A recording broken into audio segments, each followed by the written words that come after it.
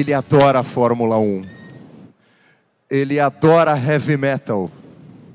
Vou chamar ao palco agora para compartilhar a experiência como investidor no Vale do Silício e vai mostrar o que os tão sonhados investidores americanos procuram em startups brasileiras.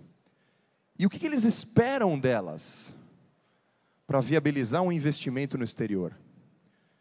Chama ao palco agora o apaixonado por heavy metal e Fórmula 1, Pedro Sorrentino, do Funders Club. Pedro Sorrentino. O palco é seu. E aí, pessoal, olá, tudo bem? Bom, super prazer estar aqui com vocês hoje. E, enfim, antes de mais nada, eu gostaria de agradecer a oportunidade e pedir uma salva de palmas para a equipe da ABS, que tem feito um evento fantástico.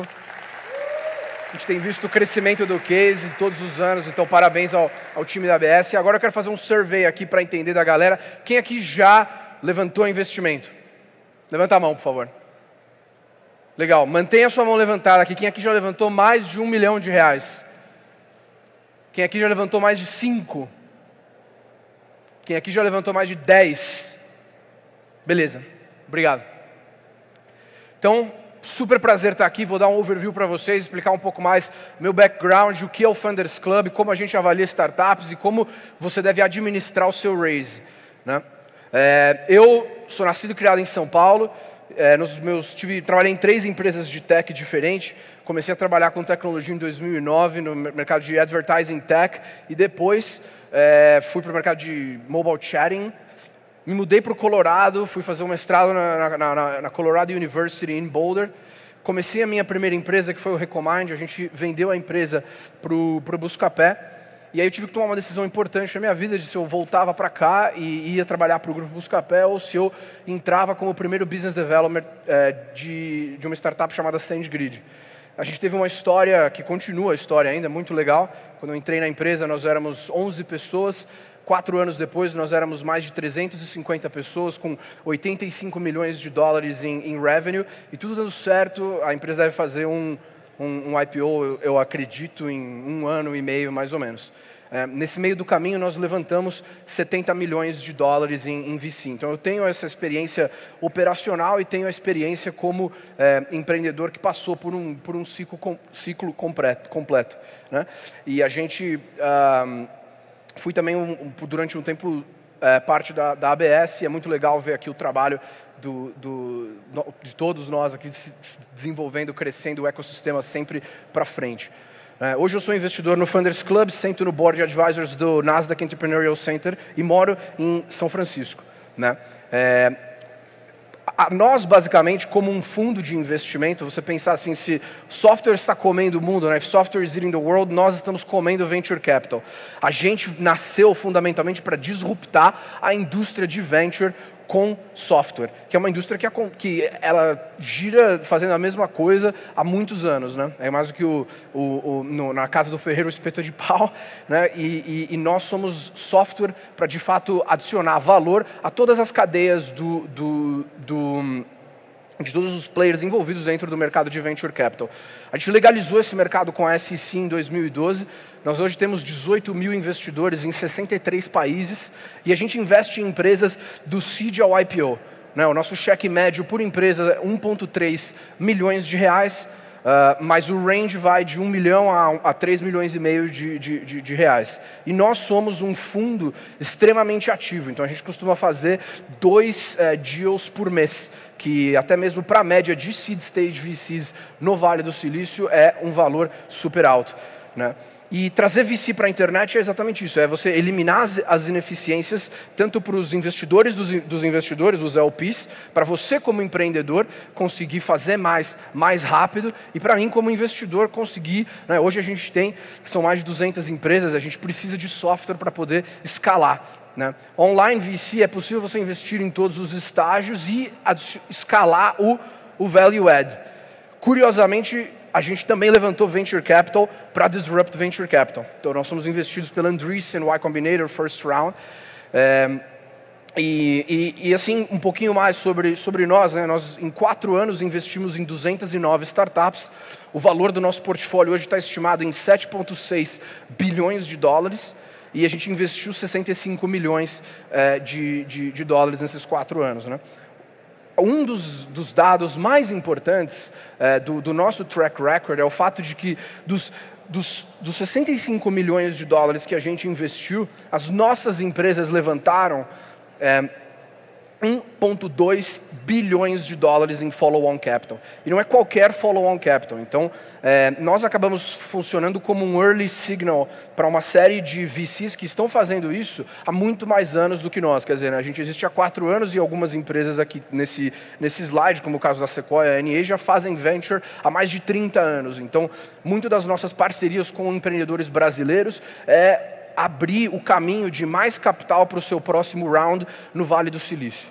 A gente já vendeu 15 empresas e a gente acredita que as oportunidades estão em todos os lugares. Então, essa semana eu estou aqui muito animado para conhecer uma série de CEOs e empreendedores para a gente poder, eventualmente, quem sabe, encontrar um novo investimento. E para terminar o overview do Funders Club e a gente falar um pouco mais sobre fundraising, né, a gente ama a América Latina. Essas são todas as empresas que a gente investiu até agora. Nós temos 4 companhias no Brasil, 2 na Colômbia, 1 no Chile, 2 no México. Então, vamos falar sobre fundraising, né? A primeira coisa que eu acho que você tem que pensar como empreendedor é se você de fato precisa de venture capital. Porque é muito tentador você achar que na sua jornada como empreendedor, venture é um dos caminhos, é o caminho que você tem que fazer, né? E você achar que levantar venture é igual a sucesso. Não é verdade. Ou você achar que porque os seus amigos ou colegas levantaram venture capital, você precisa levantar. Ou porque founders famosos levantaram venture capital, você também precisa levantar. Ou porque a sua aceleradora mandou e você também tem que levantar. Você tem que fazer uma reflexão muito profunda, porque os tipos de retorno que nós como investidores buscamos em startups é um retorno da mesma ordem de magnitude de um Google, de uma Salesforce, de um Uber, ou seja, é multiplicar o valor investido por no mínimo 10 vezes, mas preferencialmente como esses outliers que você consegue multiplicar por vezes 1000, né, o valor do investimento. A segunda coisa é que você tem que se preparar, né? Gaste tempo escolhendo o melhor parceiro, né? Pensa que investimento em venture capital é uma coisa mais séria do que o seu casamento, porque não existe divórcio de cap table. Então, a pessoa que você está escolhendo para fazer uma parceria com você na sua companhia vai trabalhar com você ou estar envolvida com você no mínimo de 7 a 10 anos, que é o período de liquidity, né? Que a gente acredita que você precisa para realizar um exit, né? Construa o seu dream list. Eu vi o Amuri no painel anterior, estava ouvindo ali atrás do palco, falando, né, que não adianta nada você conversar com 4 investidores angel. É verdade. Né? Você construiu o seu dream list, adicione pelo menos aí 50 nomes. Ele falou 40, então estamos ali quase que batendo. Né? E se você já levantou dinheiro, como é o caso de algumas outras pessoas aqui, né, é a obrigação dos seus investidores existentes a te apresentar para outros investidores, né, e ter esse acesso ao follow-on capital, que é downstream capital, né, e que a gente estava conversando. Então, peça para os seus investidores existentes te apresentarem para mais investidores que, hopefully, né, vão ter bolsos mais fundos aí para investir na sua empresa. Porque o fundraising pode ser um numbers game, né? Chega um momento que você tem que conversar com uma quantidade de investidores suficiente para fazer isso acontecer. A outra coisa que é muito importante é que você tem que ter um round com momentum, né? Isso eu vejo que é um erro muito clássico que vários empreendedores brasileiros acabam fazendo por não existirem tantos fundos de venture capital aqui. Mas você tem que... Ao seu round, você tem que estar completamente comprometido a fazer ele acontecer, e é um forcing function. Tudo acontece com disciplina e ritmo, né? Não existe essa história de você esbarrar no fundraising, bater um papo com aquele investidor e stumble, né? E você a empresa fica naquele always fundraising mode, que não é exatamente uma maneira muito produtiva de você gastar o seu tempo, né? O primeiro cheque vai ser sempre o cheque mais difícil, né? Você flipar o primeiro investidor e você falar, não, a gente já tem fulano nos termos tais, vai ser realmente a parte mais complexa do seu round. É importante que você entenda o que é necessário para conseguir o comprometimento de um investidor. Eu recomendo que você faça o Tell Me More Approach, né? Ou seja, você sentou com o cara e falou, poxa, que legal, que bacana, você acha que a reunião foi super boa, foi super positiva, energética? Ele me fez várias perguntas, mas a pergunta que você tem que fazer é o que você precisa ver para que você de fato invista na minha empresa. Né? Eu sinto que muitas vezes os founders brasileiros têm medo de serem direto ao ponto e eficientes. O cara manda uma mensagem, às vezes no WhatsApp ou no Messenger, e fala, oi, tudo bem? E não fala nada. Seria muito melhor se ele virasse e falasse, oi, tudo bem, eu sou fulano, faço isso, a nossa atração é essa, estou buscando isso, nos termos tais, 1, 2, 3. Né? Então, a outra coisa é você demonstrar inevitabilidade sem arrogância. Né? Berkeley tem um tema lá que eles falam que é confidence without attitude, e é exatamente isso que a gente adora, quer dizer, a confiança sem arrogância. Né? O seu round ele tem que ser que nem uma maquininha em um trem, a sua startup. Né? E aí, tipo assim, você está conversando comigo e eu percebo essa inevitabilidade, que se eu não trabalhar com você agora e não investir em você, o round não vai, quer dizer, você vai continuar tendo sucesso. A gente quer investir em pessoas que, mesmo sem o nosso dinheiro, poderiam chegar lá e atingir os milestones que eles estão buscando atingir. Né? Se você fizer tudo isso, você vai operar a partir de uma posição de força. E isso é que é o importante. Né? Eu quero que você, como empreendedor, lembre-se que o fundraising, você é o cliente, você é o meu cliente como investidor. Né? A gente precisa tirar a arrogância da perspectiva de que o venture capital é esse parceiro brilhante que vai trazer a luz para a sua empresa e te ajudar. Na verdade, quem constrói empresas são empreendedores. Né? Nós somos simplesmente uma gasolina ali aditivada. É isso. Né? A gente ajuda você a chegar no seu destino mais rápido, mas lembre-se, é o seu fundraising. Então, tome controle do seu round e administre ele de uma maneira profissional e disciplinada. Né? A gente procura mercados gigantes. Né? Então, eu vou falar um pouco mais sobre como você falar do seu mercado, mas é o primeiro approach do que a gente olha, são mercados que conseguem capturar até 2 bilhões de dólares em receita nos primeiros 5 anos de existência. Não que a empresa vai se tornar uma empresa de 2 bilhões de dólares, mas que existe um pool de capital nesse mercado available para o seu serviço capturar, se você vendesse para todo mundo. Né? Depois a qualidade do produto, porque você precisa de um mercado muito grande para realizar os exits que a gente procura com um produto muito bom. Mas é curioso, porque você pode ter um produto que não seja tão bom num mercado gigantesco que ainda produz resultados incríveis. A Salesforce é um ótimo exemplo disso. Não acho que é um CRM maravilhoso, eu até sou shareholder nas stocks deles, acho que a empresa é incrível, mas o produto não é tão bom, mas é uma empresa, né, de 33 bilhões de dólares. Né? O próximo passo é atração. Né? Então você tem que ter traction para que a gente possa investir. Não existe você ir atrás para fazer fundraising sem traction. Depois o founding team. E o time é muito importante sim, mas ele não é a única coisa. Você precisa ter todos esses boxes checked para fazer isso acontecer. O próximo passo é o defensibility.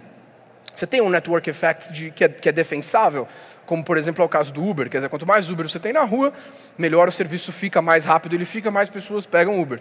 Né? A habilidade não apenas de vencer, mas de dominar o mercado. A gente tem interesse em empresas que, pela excelência delas, aniquilam os seus concorrentes. Não que elas vão focar em aniquilar os seus concorrentes, mas a gente quer investir em empresas que podem se tornar monopólios, como é o caso do Facebook, como é o caso do Google, como talvez vai ser o caso do Uber. Ainda tem bastante competição ali para eles. Mas o mais importante é que você tenha ritmo para o seu fundraising. Né? Mais uma vez, não existe essa de você esbarrar com um investidor de uma maneira informal e ter uma conversa casual aqui, outra ali. Estou falando com os investidores, você está falando só com 3 fundos. É o seguinte, o momento que você decidir fazer o seu fundraising, você vai montar essa lista.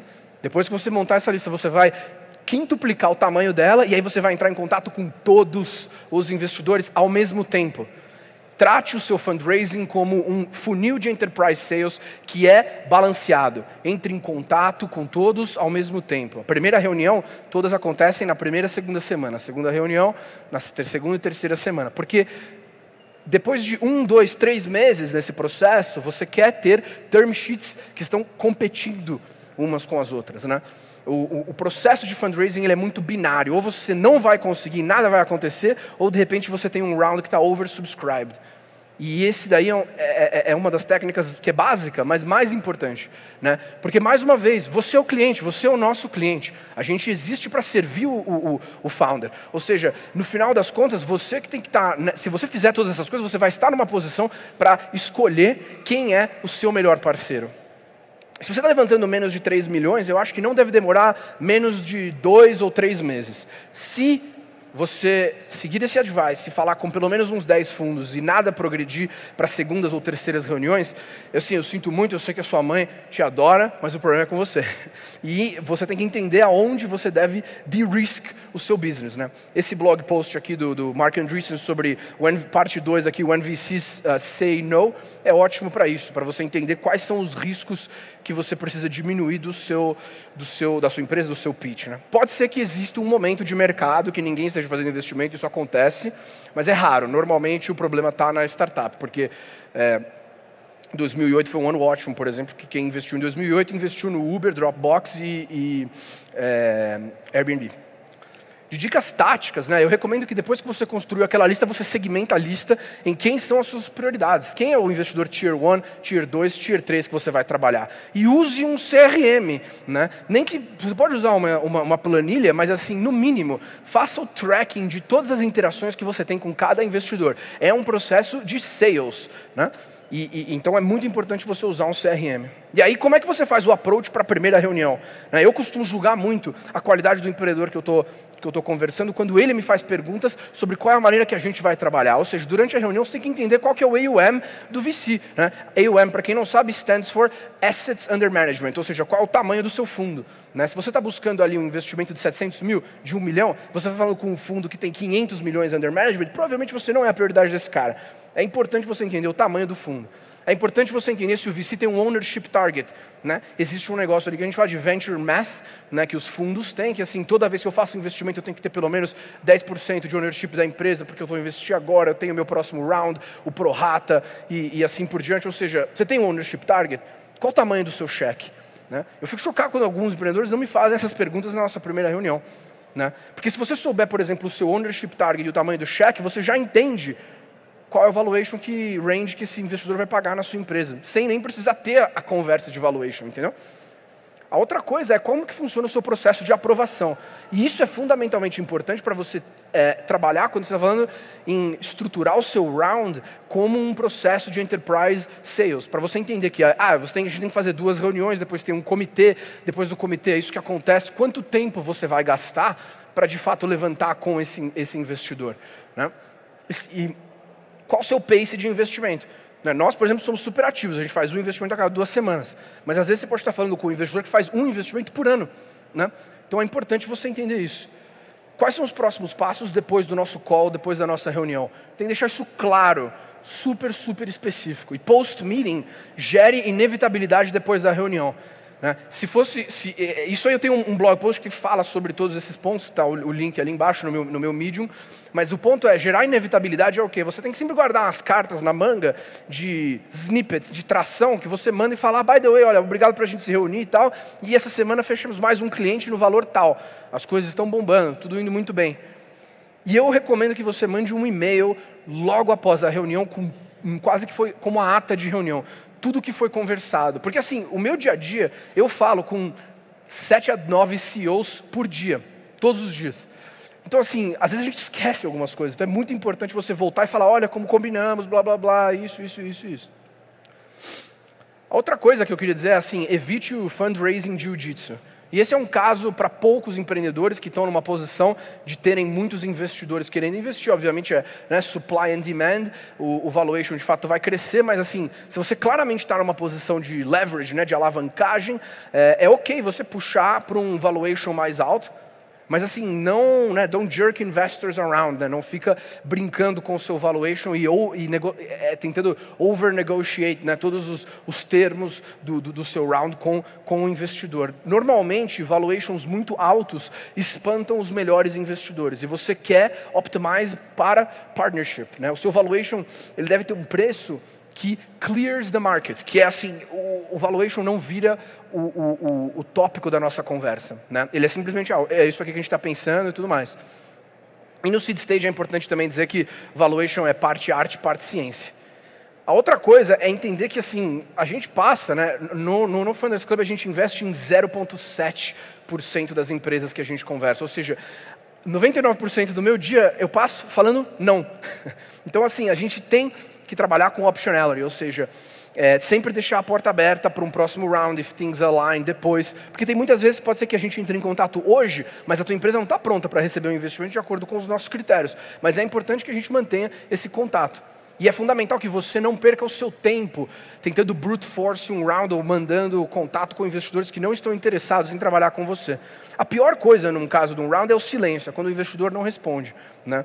Mas porque daí você fica preso no que a gente chama de middle funnel of meh, né? Não é onde você quer estar. E aí assim, como a gente avalia startups? Né? Aqui eu vou dar um pouco do overview de um call, um primeiro call, uma primeira reunião com a gente. Eu tenho aí basicamente 15 a 20 pontos que eu quero entender da sua empresa. Nós somos muito fãs de checklists dentro do Funders Club. Então vamos imaginar aqui um pitch, né? Você fala assim, bom, a gente resolve problemas de engenheiros, a gente ajuda engenheiros civis a construir prédios que não desabam. Né? Opa. Desculpa, não estou acostumado aqui com esse Madonna. Daí você fala, legal, que bom, como que você faz isso? Né? Qual a sua solução? A gente tem, esse aqui é um exemplo de uma empresa do portfólio, né? E a gente fala, pô, beleza, a gente tem um aplicativo que é um Asana para construção chamado Bridget. Mas o seu ponto aqui é assim, não só você falar o seu problema e a sua solução quando você abre o seu pitch. Você tem que fazer um twist the knife. Então você me fala do seu problema, aí você vem e me deu uma facada no estômago. Aí quando você fala da sua solução, você vem e entorta a faca quando ela está dentro de mim. E fala, por exemplo, em Kuala Lumpur, quando aconteceu um desastre que 150 pessoas morreram porque engenheiros não souberam fazer o management do processo deles. Né? E sim, o que eu quero dizer com isso é que você tem que contar uma história que captura a atenção do investidor. Né? Os melhores empreendedores são ótimos comunicadores. Vou dar um exemplo para vocês. Né? O que vocês acham desse pitch aqui? A mega tecnologia prevê soluções para network management para garantir a segurança e reabilidade da sua rede, independentemente de onde o equipamento é instalado. Utilizando o nosso software avançado e CDN exclusiva, nossas ferramentas permitem que administradores de rede façam diagnósticos remotos para configurar o nosso sistema, garantindo os melhores SLAs para a sua aplicação e tranquilidade para o seu time de SREs. Sabe qual é a minha reação quando eu ouço um negócio desse? Cadê? Essa aqui. Né? E aí vamos ver um exemplo bom. Uma terça-feira, dia 23 de março do ano passado, o Mercado Livre ficou fora do ar por 2 dias seguidos. Era minha responsabilidade trazer o site de volta ao ar. Eu passei 48 horas sem dormir e disse para mim mesmo, nunca mais. Eu comecei a mega tecnologia para construir ferramentas e software que garantem a estabilidade dos maiores sites da internet. O Mercado Livre usa a gente, assim como o Alibaba e a Globo.com. Né? Então assim, bacon, né? Great. Essa é uma boa história, esse é um bom pitch. Né? E a outra coisa é, quando você vem falar com o investidor, a primeira coisa que você tem que saber é, você está levantando um round? Ótimo. Quanto? Qual o seu valor exato? Quanto você precisa, por quê? Né? Não vem com aquela história de, estamos fazendo um round de 1 a 3, a pro tip é under promise over delivery. Né? Fala, estou levantando, você acha que, você não sabe quanto você precisa às vezes, você fez o planejamento financeiro, mas você não tem aquela certeza. Sem problema, parte arte, parte ciência. Né? Mas aí você fala, eu estou levantando 1 milhão, sei que no mínimo eu preciso de 1 milhão. Ótimo, aí você fala, estou levantando 1 milhão. E quando você chegar no 1 milhão committed, que já está no banco, já está transferido, aí você fala, pô, a gente está oversubscribed, a gente abriu mais um espaço. Né? Mas não dá um range para o investidor. Né? Não entre em contato com investidores se você não está fundraising. A quantidade de gente que entra em contato comigo para tomar café, porque acha que, sei lá, a gente é especial, né? Uma perda do seu tempo. Né? Mais importante é que você tem que fazer isso aí que é o que a Y Combinator fala, make something people want. Né? Se você tiver growth, se você estiver construindo alguma coisa que as pessoas querem usar, te garanto que todos os outros pontos da vida da sua startup vão se acertar. Ship product, né? Construa produto, fale com clientes, venda e rinse and repeat. Se você só focar em fazer isso, te garanto que as outras coisas todas vão acontecer. Aí você fala, não, Pedro, mas eu quero construir um relacionamento com o investidor. Porque eu sei que se eu tiver todas as outras coisas, mas eu te mandar um e-mail, você não vai querer falar comigo. Legal. O Mark Suster, que é um investidor lá em Los Angeles, tem um post que eu acho ótimo, que ele fala, eu invisto em linhas, não pontos. Então você pode pensar aqui, né, que é a performance aqui, né? É o momento que a gente se encontra mais a sua performance da sua startup. É um ponto ali. Falei com você hoje, você fala, estou fazendo tanto em revenue, tenho X clientes, tantos funcionários. Como que isso vira ao longo do tempo? São várias linhas numa curva. Não necessariamente ela vai sempre para cima e para a direita. A realidade muitas vezes é essa aqui. Mas nós, no geral, somos pessoas otimistas e a gente investe no futuro. Ou seja, a gente imagina que no futuro as coisas vão crescer. Ou seja, uma estratégia que eu digo para pessoas que querem construir o relacionamento com o investidor, mas não estão fundraising ou não estão no momento pronto de tração, é inclua o investidor que você quer trabalhar nos seus investor updates. E confia nele, né? Compartilha essa informação e segue em frente. Se você tem medo de compartilhar sua informação, se informação sobre o seu revenue, sobre o seu crescimento, fosse quebrar a sua empresa, ou fosse gerar um mega problema, né? É uma paranoia que está na sua cabeça. Pense em todas as empresas públicas que falam dos resultados dos números delas a todo quarter, né? Então não tenha medo de compartilhar isso. Ou interaja com o investidor na mídia social, né? Muitos estão presentes e available, até mesmo com uma estratégia de marketing para nós, para que a gente conheça o trabalho de vocês. Comente no meu blog post, ou comente no blog post do investidor que você queira trabalhar. A outro ponto é, você é uma empresa de tecnologia, ou tech-enabled, né? Tecnologia pura seriam empresas, por exemplo, como o Aircall, como é o Pipefy, que falou o Alessio aqui, uma das nossas investidas, ou a Rapid API. Tech-enabled são empresas como o Uber, como o Airbnb, ou Trocafone, Bloomdet, que é uma empresa que a gente faz que entrega flores on demand, né? Uma das duas você tem que ser para trabalhar conosco. E aí a primeira coisa é assim, as melhores empresas é aquela história, hit me with traction immediately. Fala do seu traction, da sua tração imediatamente. Se é Enterprise Sales, se é SaaS, me fala qual que é o seu MRR, o seu ARR e o Growth. Se é um Marketplace, eu quero saber o seu GMV Run Rate. Se é uma Enterprise Sales Company, eu quero entender o número de contratos que você tem e qual é o ACV deles. Você é um Consumer App, eu quero entender o seu MAU, DAU, o seu D30 Retention Rate num cohort bem feito, né? Você é hardware, você fez uma campanha no Kickstarter do Indigo, eu quero entender a sua quantidade de pre-sales. Qual que é o seu churn, né? Se você está em publishing, quais são os seus unique views, qual a sua retenção? Então assim, e outra coisa, não tem traction, não levante investimento, certo? Então assim, imediatamente abra o seu discurso com traction. Sem traction para você levantar investimento, você só vai provavelmente conseguir se você já fez dinheiro para os investidores no passado, né? Se você... Uma outra possibilidade é você está trabalhando com hard tech, né? Então você está falando, eu tenho um teste sanguíneo para fazer diagnóstico de câncer em 5 minutos, né? Eu estou aqui como Elon Musk, lá estou fazendo a SpaceX foguetes para ir para Marte. Não tem como você fazer um MVP, né? Você precisa levantar dinheiro. Um outro ponto é, às vezes você pode levantar, pela sua reputação pessoal, seja como executivo, empresário, mas toma cuidado, porque assim que você levantar, post-raise é uma arma na sua cabeça, porque a gente vai começar a te colocar pressão para que você entregue resultado, né? Outra coisa que é importante você entender é o seu runway, né? Não adianta nada a gente hoje trabalhar com a empresa, investir nela, para daqui 2 meses a empresa quebra. Então, a outra coisa que a gente precisa saber na primeira reunião é quanto que você tem no seu caixa, na conta bancária, e qual é o seu burn, né? E o burn, o net burn, né? Ou seja, post-revenue, depois de tudo que você faturou, quanto que você ainda está queimando, ou seja, profitable, né? É muito importante o runway. Por exemplo, se a empresa tem menos de 3 meses de runway, a gente não investe, né? Por isso que é importante, normalmente os ciclos de fundraising são de 12 a 18 meses, né? E você começa a fazer esse fundraising já 10 meses antes de você acabar o seu dinheiro, no mínimo, né? A outra questão, que essa é muito importante, é qual é o seu TAM, qual é o seu Total Addressable Market, o tamanho do seu mercado.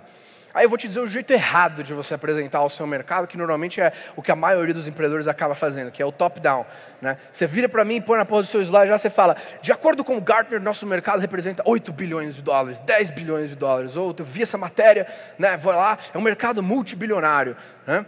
Acredite em mim, é gigante, né? E tem um screenshot de um artigo, um link para alguma coisa que um jornalista fez e tal. Esse é um jeito muito superficial de entender o tamanho do seu mercado. Quando a gente falou em capacidade de capturar revenue num pool de 2 bi de dólar, eu estava, né, explicando de você fazer o seu mercado via bottom-up. O que é uma bottom-up analysis, né? Eu vou dar o exemplo aqui de uma enterprise company. Por exemplo, você fala, o nosso ACV, o nosso Annual Contract Value, né, o quanto um cliente paga para nós durante um ano, gira em torno de $250 mil. Legal. A gente acredita que hoje o nosso produto serve o mid-market, e o mid-market é o cliente ideal, né? Então são empresas que têm até normalmente 5 localidades de escritório e fazem mais de 100 milhões em revenue. Ótimo. Então, vamos supor que você está vendendo um software de VoIP, de telefonia. Você já não está falando, o mercado de VoIP vale 45 bilhões. Você está falando, não, eu vendo para essas empresas nessa localidade. Ou seja, quantas empresas existem vezes o tamanho do seu contrato. E aí você usa a fonte de credibilidade depois que você já situou qual é o seu addressable market. Ou seja, de acordo com fonte de credibilidade, Forrester, Gartner, existem 160 mil empresas do mundo que se enquadram nessa categoria. Então, nosso bottom-up TAM são 4 bilhões de dólares e, por sinal, o nosso mercado, outra fonte de credibilidade, cresce num CAGR, né, Compounded Annual Growth Rate, de 25%. Aí, é só felicidade. Quando um founder entra em contato comigo no primeiro call e ele sabe explicar o mercado dele com precisão de números, realmente um step function, assim, que você percebe que a pessoa está preparada e sabe do que ela está falando. É literalmente a pergunta que eu vou fazer para qualquer pessoa na primeira reunião. Red flags. Founder não está aberto a feedback. Você está conversando com ele. A gente não, é o seu destino, é a sua jornada. Como eu te falei, nós só somos uma gasolina octanada. Né? Mas se você não está aberto ao feedback, é muito difícil você conseguir ter um bom trabalho com um empreendedor. Incapacidade de responder perguntas básicas do business. Né? Você está conversando com alguém e às vezes acontece, raramente, mas acontece. Você fala, qual é o seu MRR? Né? Quanto custa? Qual é o seu CAC? E o cara, não sei, vou olhar, eu te mando depois. Dead. Né? Incapacidade de articular um modelo ou um plano de negócios. Né? Não quer vencer, às vezes você também sente que o cara não está com aquele ímpeto de fazer o negócio acontecer. Referências vieram negativas. Né? Se você vai trabalhar com a gente vai olhar tudo que você fez na sua vida durante todos os anos, até o momento que a gente está conversando, sem falar com você. Eu vou ligar para todos os seus ex-chefes, eu vou ligar para todos os seus clientes, e a gente vai entender o que eles pensam do seu produto, de você e assim por diante. Então, muitas vezes, esse é um momento que muitos deals caem quando a gente está fazendo o reference check. Mentir sobre o status do business. Né? Você põe uma coisa no seu slide, eu peço acesso ao seu Mixpanel, tem outra coisa lá. Co-CEOs é um major red flag. Né? A empresa tem que ter um CEO. Founder não entende como mostrar seus próprios números, mostra números cumulativos. Ou não é o CEO que está levantando o round. Outro ponto importante é você pesquisar o portfólio do investidor que você está querendo trabalhar. Nós não investimos em empresas concorrentes. E pouquíssimos investidores fazem investimento em empresas que concorrem uma com a outra. Então faça essa pesquisa antes de entrar em contato com aquele investidor específico. A preparação é muito importante. Né? O outro ponto é o seu cap table. A gente tem que entender, e especialmente no Brasil, às vezes você acaba tendo alguns investimentos seed que são muito agressivos do ponto de vista de ownership. Né? Então, como está o seu cap table hoje? A gente tem que ver isso antes de poder investir, para ver se você vai poder estar motivado daqui 5, 10 anos, você ainda tem ownership da sua empresa, né? Para querer fazer a coisa acontecer, porque é muito difícil. E aí a gente olha o time também. Como que vocês se conheceram? Há quanto tempo vocês trabalham junto? Qual o talento mágico de cada pessoa na equipe? E, obviamente, a obrigatoriedade de você ter um full-time technical member no seu time. E isso pode ser um product manager, né? Ou pode ser um developer mesmo que você tem. Não precisa ser um partner da empresa. Né? Qual é a vantagem competitiva sustentável que a sua empresa tem? Né? Novamente, pensando ali o que a gente estava conversando sobre a sua capacidade de se tornar um monopólio. Então, você tem um IP proprietário, você tem network effects, né? Aquela história de o serviço N+1 fica melhor do que só o serviço com N. Né? Economics of Scale, por exemplo, do Uber, ou, por exemplo, o SEO Moz ou HubSpot. Quanto mais content marketing eles fazem para as outras empresas, melhor fica o produto deles. Ou talvez trade secrets, talvez você tenha acesso a informações proprietárias que outras empresas não tenham. Sua marca, high switching costs. Outro ponto importante dessa primeira reunião é a capacidade de você fazer um demo rapidamente. Né? Então, show, don't tell. Muitas vezes eu prefiro receber os demos num vídeo gravado que eu assisto depois da reunião. Mas eu acho que é muito importante você ter o demo gravado, para você poder mandar e o investidor poder assistir on demand. Ou fazer o demo na hora, se você tiver essa possibilidade. Outra coisa é o use of proceeds. Né? O que você vai fazer com esse dinheiro? Qual é o key milestone que 1,5 milhão de reais ou 2,5 milhões de reais vão levar à sua empresa? Fala, estou levantando isso para chegar nesse número em receita. Uma outra pergunta que a gente se faz é, se você dominar o mercado, lembra, não só vencer, o quão grande isso pode ficar? Né? Imagina que todos os quartos disponíveis no mundo hoje poderiam se tornar hotéis via o Airbnb. esse tipo de pergunta é muito importante. Se você ganhar e dominar, qual o tamanho disso? Então assim, para concluir, eu queria dizer que muitas vezes os VCs podem act like dumb penguins, né? Isso aqui é o pinguim ali andando na montanha, você tem o primeiro cheque e de repente todos os outros vão e seguem, né? Quem me falou isso foi um empreendedor que a gente investiu, o Pep, que é CEO da Big Finite. A gente colocou $200 mil neles e aí depois que a gente colocou essa grana e os angels entraram com mais 150 mil, a gente trouxe a Crosslink e a Softtech VC lá na Bay Area. Mas o que aconteceu foi que a partir do momento que, conforme as pessoas foram entrando, parecia isso mesmo, todos os investidores eram um bando de pinguim, assim, seguindo o round, porque já tinha começado a ter esse momento. Então é muito importante você ter o seu round bem estruturado. Dicas se um dia você for viajar para o Vale do Silício. Planeje cada dia corretamente e deixe um pouco de espaço para o acaso. Faça um double opt-in com todas as pessoas que você queira ser apresentado. Ou faz um cold reach out. Né? Mas não vira e fala para uma pessoa que eventualmente me conhece, fazer a introdução sem antes ver se faz sentido a gente conversar. Né? Isso é uma política muito sutil que muito poucas pessoas respeitam e é muito importante. Né? Entre em contato com todo mundo ao mesmo tempo, para você poder organizar uma agenda legal. Não perca tempo na hora de marcar o compromisso. Toda otimização no processo conta. Né? Tem um compounding effect. Se você manda um e-mail e fala, olha, eu gostaria de me encontrar com você na terça, nesse horário, nesse café, porque ele está a X milhas do seu escritório. Né? Isso aqui é o que a gente faz, essa é a nossa atração, estou levantando tanto, esses são os termos. A diferença bem grande disso, né, para você falar, oi, tudo bem? Né? E outro ponto é, seja conciso e preciso. Né? Não peça uma reunião 48 horas antes da sua viagem. Entenda que sem traction, provavelmente, o investidor não vai querer conversar com você. E tenha a resposta para todas as perguntas que a gente falou anteriormente. Né? E bring it, mas assim, bring it with spirit. Né? Faça o negócio acontecer e venha com energia. Eu queria finalizar e dizer que, no final das contas, a vida é uma escolha. Né? E você, como empreendedor, né, sonhar grande ou sonhar pequeno é o mesmo esforço, porque você ainda não executou. Então, eu acho que assim, a gente tem oportunidades em mercados enormes no Brasil, que entram nessa categoria de $2 bilhões de TAM, mas você como empreendedor pode escolher resolver um problema local ou falar, não, eu quero de fato resolver um problema para o mundo. Que, por exemplo, é o caso que eu acho que é uma das histórias mais inspiradoras do Alessio. Né? A diferença entre você resolver ser o Paulo Henrique Ganso versus o Neymar, que ambos estavam, né, no Santos juntos e depois seguiram caminhos completamente diferentes.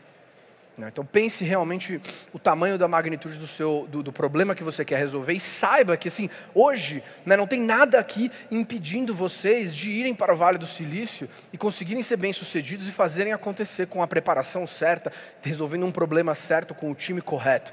Né? Eu, por exemplo, estou lá, não fiz Stanford, MIT, Harvard, nada disso e consegui. Então eu gosto de dizer que sim, você também consegue, a vida é uma escolha. Então, be happy. Serve others, ajude os outros sem esperar nada em troca e bring it every day. Né? Todo dia é um dia novo para fazer acontecer. Obrigado.